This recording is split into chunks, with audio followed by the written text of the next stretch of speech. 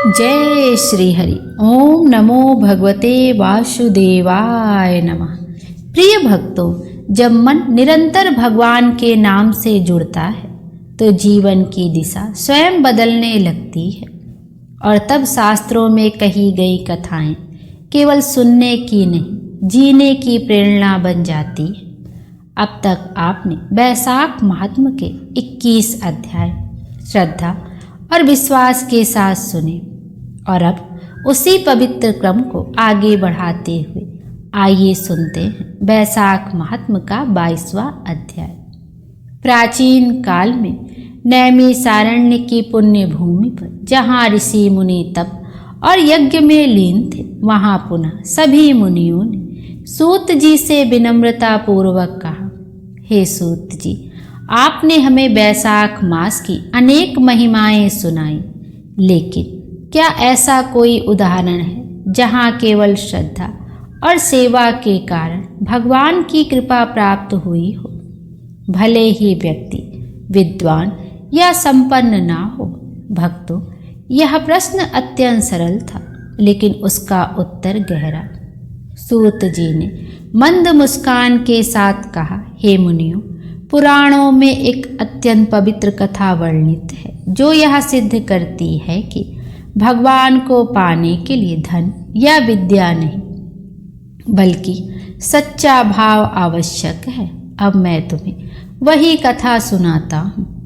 प्रिय भक्तों, प्राचीन समय में एक पवित्र वन के समीप एक साधारण भील रहता था जिसका नाम था भिल्ल।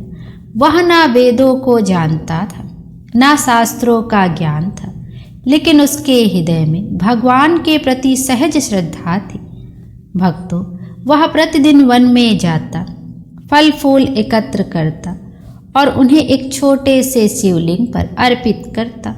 समय बीतता गया। एक दिन वैशाख मास का पावन समय आया। भील ने यह निश्चय किया कि इस पूरे मास में वह प्रतिदिन भगवान का स्मरण करेगा और जो कुछ भी उसे प्राप्त होगा उसे अर्पित करेगा। भक्तों, उसके पास ना धन था, ना कोई विशेष सामग्री, लेकिन उसका भाव शुद्ध था। एक दिन प्रचंड गर्मी के कारण वन में जल की अत्यंत कमी हो गई। भील स्वयं प्यासा था। तभी उसने देखा एक वृद्ध साधु मार्ग में पड़े हुए हैं और अत्यंत प्यास से व्याकुल हैं। भक्तों, उनके पास केवल थोड़ा सा जल था। क्षण भर के लिए वह रुका।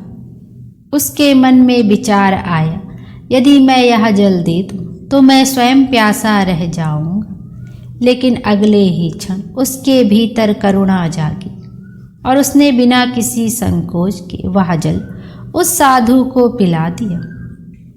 और भक्तों, जैसे ही उसने जल अर्पित किया, वहाँ एक अद्भुत परिवर्तन हुआ। वह साधु अपने दिव्य स्वरूप में प्रकट हुए। वे स्वयं भगवान शिव थे।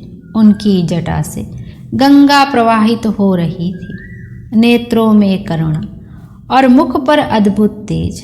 भील यह देखकर स्तब्ध रह गया और तुरंत उनके चरणों में गिर पड़ा।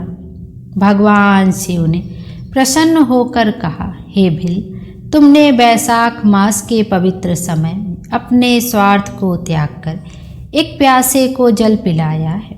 यही सच्चा धर्म है, यही सच्ची भक्ति है। भक्तों, भगवान ने उसे आशीर्वाद दिया, तुम्हारा जीवन अब पवित्र हो गया है और अंत समय में तुम मेरे धाम को प्राप्त करोगे। समय बीतता गया और वह साधारण भील अपने जीवन के अंत में भगवान शिव के धाम को प्राप्त हुआ। तब सूत जी बोले, हे मुनियों, यह वैशाख मास की महिमा है कि इसमें किया गया एक छोटा सा सेवा भाव भी मनुष्य को परम गति प्रदान कर सकता है। प्रिय भक्तों, यह कथा हमें यह सिखाती है कि भगवान को प्रसन्न करने के लिए विशेष साधनों की आवश्यकता नहीं।